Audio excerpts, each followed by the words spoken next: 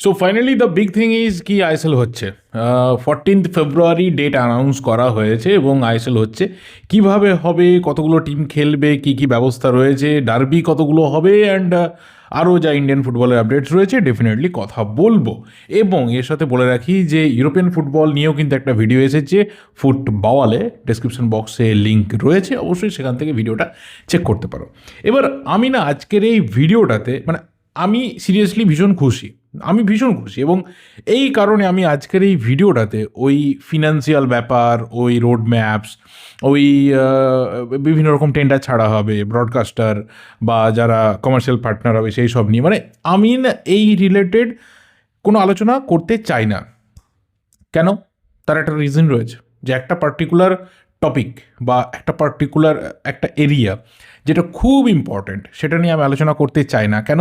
তার কারণটা হচ্ছে যে মুহূর্তে কোথাও আমাদের এখানে টোটাল ফুটবলটা থেমেছিল তখন এইগুলো না ভীষণভাবে প্রাসঙ্গিক ছিল। তাহলে কি এখন নেই? হ্যাঁ, ডেফিনেটলি প্রাসঙ্গিক রয়েছে, কিন্তু এটা মাথায় রাখতে হবে যে অ্যাটলিস্ট ফুটবলটা হবে, অ্যাটলিস্ট টুর্নামেন্ট হবে, লিগ হবে, মাঠে বলটা গড়াবে, প্লেয়াররা মাঠে নামবে, আমরা আমাদের যে যার পছন্দের টিমকে নিজেদের সাধ্যমতো সমর্থন করতে পারবো, and at the end of the day কোথাও ফুটবলটা বেঁচে থাকবে আমাদের এখানে। এটা বোধহয় আমাদের জন্য অনেক বেশি পাওনা। এবার ব্যাপারটা হচ্ছে যে ব্রডকাস্টার কারা হবে, তার কোয়ালিটি কী হবে। কেউ বলছে একদমই খুব মিনিমাম কোয়ালিটিতে খেলা দেখতে পাওয়া যাবে, ঠিক আছে, মেনে নেওয়া যাবে কিছু সময়ের জন্য, কারণ এমনিতেও তো খুব বেশি ম্যাচ হবে না বা আমাদেরও টার্গেটেড খুব বেশি ম্যাচ দেখার মতো থাকবে না। আমি কমন ফুটবল ফ্যানের কথা বলছি। আমরা যারা ভিডিও বানাই বা আমরা যারা এই ফিল্ডে রয়েছে তাদেরকে হয়তো ম্যাক্সিমাম ম্যাচ কভার করতে হবে, কিন্তু যারা ডেডিকেটেড একটা ক্লাবের ফ্যান তারা তো বেশি ম্যাচ দেখবে না, তাদের তো ম্যাচ দেখার সংখ্যাটা অনেকটা কমে যাচ্ছে। তো সামহাও যেমনই হোক না কেন, যাই হোক না কেন, যত টাকা ইনভেস্টমেন্ট হোক না কেন, যাই সিচুয়েশন ক্রিয়েট হোক না কেন, the football will not be dead here. আমরা এটা কোথাও অন্ততপক্ষে দিনের শেষে এই মেসেজটা পেয়েছি, অ্যান্ড দ্যাটস ওয়াই আমি সেই বিষয়গুলোকে নিয়ে আলোচনা করতে চাই না। And this is my personal choice.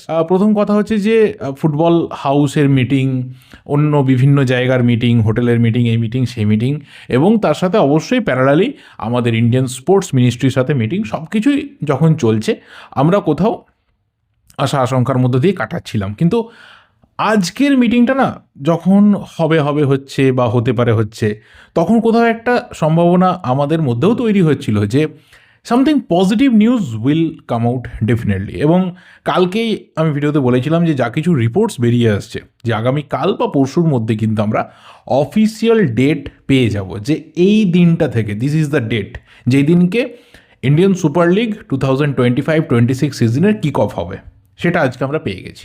Mansukh Mandaviya, honourable sports minister সেন্ট্রালের, তিনি জানিয়ে দিয়েছেন যে 14th ফেব্রুয়ারি থেকে কিন্তু বল মাঠে গড়াবে ইন্ডিয়ান সুপার লিগের। কিন্তু হ্যাঁ, এখানে আমার একটা জিনিস দেখে খারাপ লাগলো যে তিনি দেশের স্পোর্টস মিনিস্টার, ডেফিনেটলি তার হয়তো স্পোর্টসে সেই নলেজটা রয়েছে বা সেই তার চিন্তাভাবনাটাও ম্যাচ করে স্পোর্টসের সাথে, that's why he is the sports minister. যদিও এসব ভাবনা আমাদের হয়তো সবসময় পলিটিক্যালি সেটা ঠিক নাও হতে পারে, কিন্তু আমার একটা জিনিস দেখে খারাপ লাগলো যে তিনি যখন আইএসএল ক্লাবগুলোর নাম বলছেন, সেই নামগুলো বলতে গিয়েও তিনি হোঁচট খাচ্ছেন। এটা ডেফিনেটলি একজন স্পোর্টস মিনিস্টারের থেকে হয়তো এক্সপেক্টেড নয়। এটা হয়তো খুব মাইনার একটা ব্যাপার, কিন্তু এটা মাথায় রাখতে হবে যে he is the sports minister.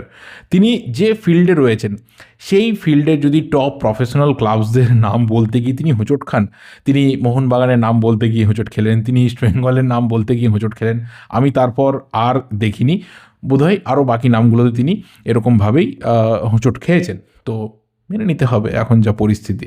এবার ব্যাপারটা হচ্ছে যে এটা খুবই মাইনার ইস্যু আমি বলছি, but as a sports minister তিনি যে স্টেপ নিয়েছেন, এটা একজন ফুটবল ফ্যান হিসাবে আমি অন্তত তাকে ধন্যবাদ জানাবো যে তিনি প্রেসার দিয়েছেন ক্লাবগুলোর ওপরে।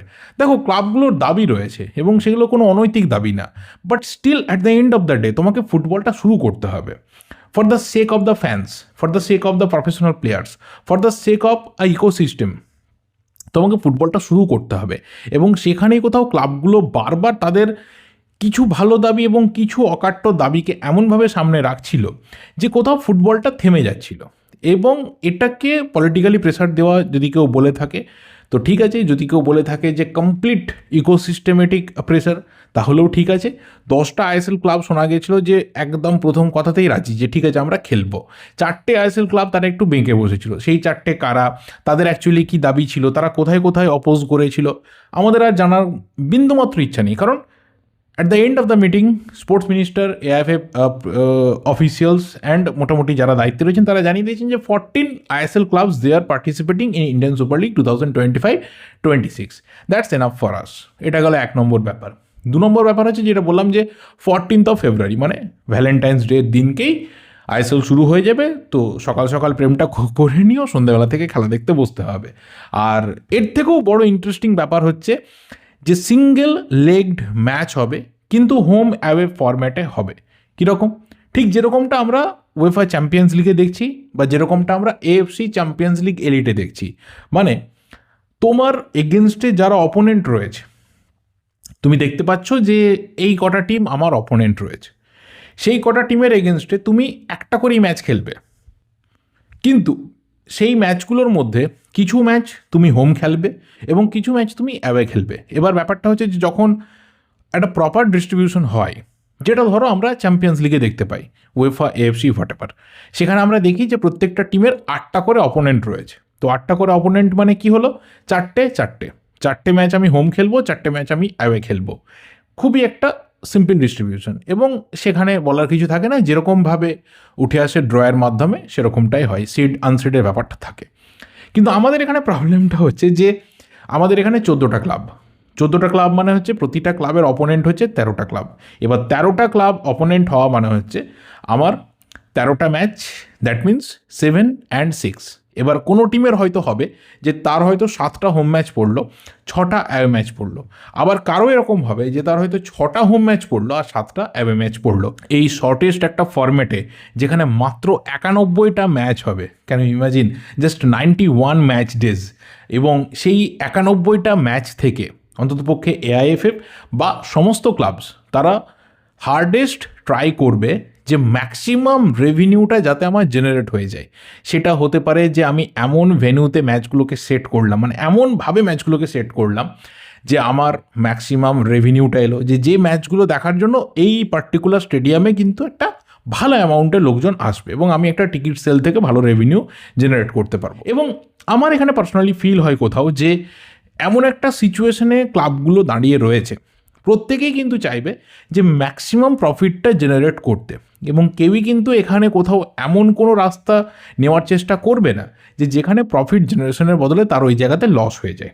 তো এইভাবে হয়তো আমার মনে হয় যে কোথাও এই হোম অ্যাওয়ে ফিক্সারটা রেডি হবে এবং ম্যাক্সিমাম সেই ম্যাচগুলোকেই সেই সমস্ত ভেন্যুতে দেওয়ার চেষ্টা করা হবে যেখানে রেভিনিউটা হাইয়েস্ট থাকবে এবং ক্লাবগুলোর সেখানে লাভ হবে।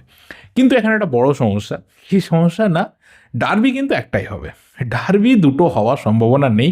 মানে আমরা ন্যাচারালি যখন থেকে লিগ দেখতে শুরু করেছি, যে হোম অ্যাওয়ে ফরম্যাটের একটা লিগ দেখতে শুরু করেছি, সেখানে আমরা দেখেছি যে ডাবল লেগড ফরম্যাট এবং হোম অ্যাওয়ে ফরম্যাট, এবং আমরা দুটো করে অন্তত ডার্বি লিগে দেখতে পেয়েছি।